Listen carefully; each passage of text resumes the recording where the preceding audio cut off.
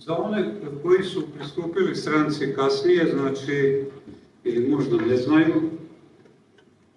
stranka je formirana 2013. godine, 9. juna u zdanju ovde pored ovog hotela u sali Šabačkog pozorišta i tada smo, glavna naša deviza je bila pristupanje Evroazijskoj uniji.